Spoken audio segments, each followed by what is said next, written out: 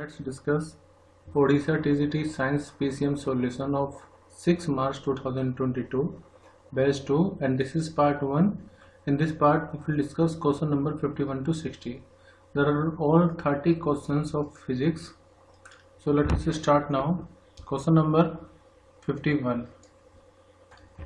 The specific resistance, यहाँ पर resistivity की बात हो रही है, of all the metal all is most affected by. तो जो रेसिस्टिविटी होती है वो इनमें से किस पर डिपेंड करती है। देखो आपने एक फॉर्मूला पढ़ा होगा क्लास 12 में, होता है rho equal to rho naught 1 plus alpha delta T. So this is the relation between resistivity and change in temperature. तो टेम्परेचर के इंक्रीज होने पर, अगर टेम्परेचर इंक्रीज हो रहा है तो मेटल की रेसिस्टिविटी इंक्रीज होती है। तो यहाँ पर जो करेक्ट आंसर होगा वो होगा ए टेम्परेचर, क्योंकि रेसिस्टिविटी टेम्परेचर पर डिपेंड करती है। Ohm's law is true for which of the following. तो ओम्स लॉ क्या होता है, potential difference is directly proportional to the current flowing through the circuit across the end of the length of the wire when external condition remain constant. तो potential difference current पर directly depend करता है। तो इसका अगर आप graph बनाओगे तो वो स्ट्रेट लाइन आएगा।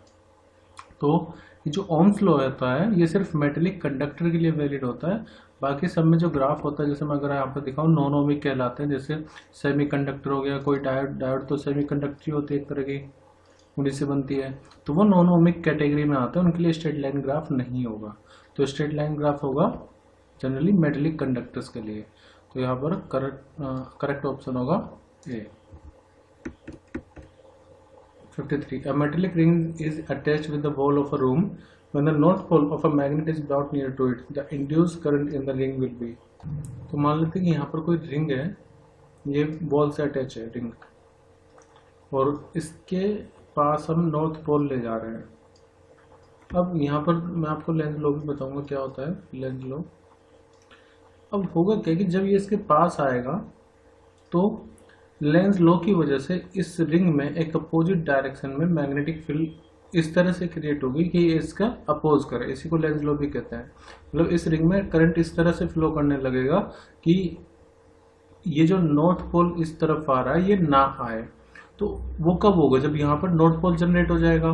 ठीक है, क्योंकि नॉर्थ में रिपल्सन होता है। तो ये लेंज लॉ के अकॉर्डिंग होता है कि जो भी करंट यहाँ पर इंड्यूस होगा वो इस तरह से इंड्यूस होगा कि वो इस मोशन का अपोज करे, जिसकी वजह से इस तरफ आ रही है। तो मेन कंडीशन क्या है कि यहाँ पर नॉर्थ पोल जनरेट हो जाएगा। अब जैसे कहीं पर नॉर्थ पोल अगर जनरेट हो रहा है तो उसकी वजह से करंट फ्लो होता है एंटी क्लॉकवाइज, और अगर साउथ पोल जनरेट होता तो वहां पर करंट होता क्लॉकवाइज। तो यहाँ पर करेक्ट आंसर होगा एंटी क्लॉकवाइज, क्योंकि यहाँ पर नॉर्थ पोल जनरेट हो रहा है। तो करेक्ट आंसर होगा एंटी क्लॉकवाइज। इसका मतलब कि ऑप्शन सी करेक्ट होगा। हाँ, अगर आप इसको दूर ले जाते तो ये उसका भी अपोज करता। अगर आप नॉर्थ पोल को मान लीजिए ऐसे है, इस नॉर्थ पोल को दूर ले जा रहे हो तो उस केस में यहाँ पर साउथ पोल जनरेट हो जाता, तब इसमें क्लॉकवाइज करंट फ्लो करता। तो ये डिपेंड करता है कि आप पास ला रहे हो, किसको पास ला रहे हो, दूर ले जा रहे हो और किसको दूर ले जा रहे हो। If a soap bubble is given A negative charge, तो उसके जो रेडियस होगा उस पर क्या इफेक्ट पड़ेगा। देखो मान लो हमारे पास कोई बबल है, आप उसको नेगेटिव चार्ज दे रहे हो।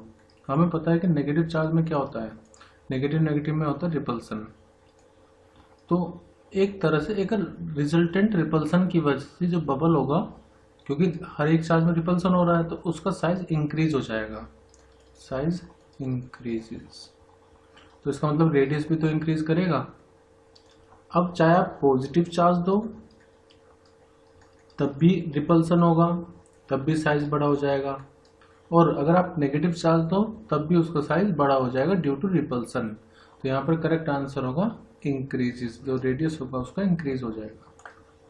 If the distance between two masses is double, if the distance between, ध्यान देना डिस्टेंस को हम डबल कर रहे हैं, मास को डबल नहीं कर रहे हैं, then the gravitational force between them. तो gravitation force between two mass का फॉर्मूला होता है, जैसे मास m1 और m2 है और सेपरेशन है r, तो ये होता है g m1 m2 अपॉन में r स्क्वायर। इसका मतलब जो फोर्स है वो इनवर्सली रेडियस के स्क्वायर पर डिपेंड कर रही है। रेडियस को अगर आप बढ़ाओगे तो फोर्स कम होगी, और अगर रेडियस को आप कम करोगे तो फोर्स इंक्रीज होगी। इसी का मतलब होता है इनवर्सली प्रोपोर्शनल। फिलहाल हो क्या रहा है कि जो डिस्टेंस है उसको डबल किया जा रहा है। तो जब आप डिस्टेंस को डबल करोगे तो यहाँ पर स्क्वायर हो जाएगा, चलो मैं इसको करके दिखा देता हूँ। पहले ये रहा होगा जी m1 m2 अपॉन में आर स्क्वायर, दूसरे केस में ये हो जाएगा जी m1 m2 अपॉन में। अब क्या कर रहे हैं, रेडियस को मतलब सेपरेशन को डबल कर रहे हैं, तो यहाँ पर 2r का स्क्वायर हो गया, तो it will be equal to 1 upon में 4 जी m1 m2 अपॉन में आर स्क्वायर, और इसी का 1/4 जो ओरिजिनल फोर्स थी 1/4 न्यू फोर्स हो जाएगी 1/4 ऑफ दी ओरिजिनल फोर्स या ओल्ड फोर्स, तो 1/4 हो जाएगा। इसका मतलब कि reduced to a quarter. Option D will be right answer. For a uniformly accelerated motion velocity time graph कैसे होगा? देखो जब यूनिफॉर्मली बोला है इसका मतलब एक्सेलरेशन है कांस्टेंट और वेलोसिटी डायरेक्टली टाइम पर डिपेंड करती है और जो पोजीशन होता है वो टी के स्क्वायर पर डिपेंड करता है, ठीक है। इसके अलावा जब एक्सेलरेशन कांस्टेंट है तो ये इक्वेशन फॉलो होते हैं, v equal to U plus A T, S equal to U T plus half A T square और v square equal to U square plus 2s। ये तभी हम यूज करते हैं जब यूनिफॉर्म एक्सेलरेशन है, यानी कि एक्सेलरेशन कांस्टेंट है। वेलोसिटी टाइम ग्राफ अगर आप प्लॉट करोगे मान लीजिए, तो वेलोसिटी टाइम पर डायरेक्टली डिपेंड कर रही है, तो एक इस तरह से स्ट्रेट लाइन ग्राफ बनेगा, तो करेक्ट आंसर होगा स्ट्रेट लाइन।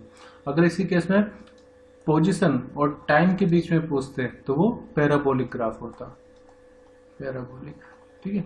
अगर एक्सेलरेशन और टाइम के बीच में पूछते तो क्योंकि एक्सेलरेशन कांस्टेंट है तो वो इस तरह से होता है, पैरेलल टू टाइम एक्सिस। तो फिलहाल करेक्ट आंसर होगा option A.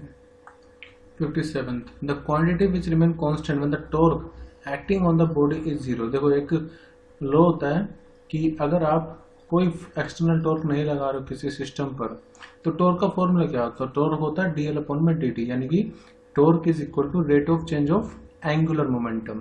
So when the external torque is 0, dl upon dt will also become 0. It means that the differentiation of any physical quantity will be 0 only if that quantity is constant. इसका मतलब L जो होगा it will be constant. So we can say that the torque acting on the body is 0. It means angular momentum remain constant. तो option B correct होगा। Angular momentum L होता है angular momentum, it will be constant when the external torque is 0. Similarly in case of translational motion, if external force acting on a system is 0, we know that F according to Newton's second law, F external is equal to dp upon dt, where p is linear momentum. So when the external force is 0, then momentum will be constant, and if the external torque is 0, then the angular momentum is constant. P is linear momentum and L is angular momentum. So it is also called law of conservation of angular momentum. Question number 58, the linear momentum possessed by a body of mass m and moving with velocity v is expressed by. So here they are asking about the relation between momentum, mass and velocity. So it is simple, p equal to mass into velocity. So correct answer will be option B. And momentum is a vector quantity and its unit will be kilogram meter per second. It is a vector quantity. Okay. Next, a person who has short-sightedness is advised by an ophthalmologist to wear spectacles. यानी कि if there is a person who is suffering from short-sightedness, it is also called निकट दृष्टि दोष in Hindi, निकट दृष्टि दोष, and it is also called myopia, myopia or myopia. So in this case, a person who is suffering from this disease, he will be able to see the nearby object clearly, but will not be able to see the distant object clearly. मतलब पास का तो साफ दिखेगा लेकिन दूर का साफ नहीं दिखता है, तो ऐसे में कॉन्केव लेंस का इस्तेमाल करते हैं. The transverse nature of the light can be explained using the phenomena. देखो transverse nature means if suppose a particle is vibrating in this direction, then the wave or the disturbance will be perpendicular to it. So the transverse nature of light can be explained by the polarization.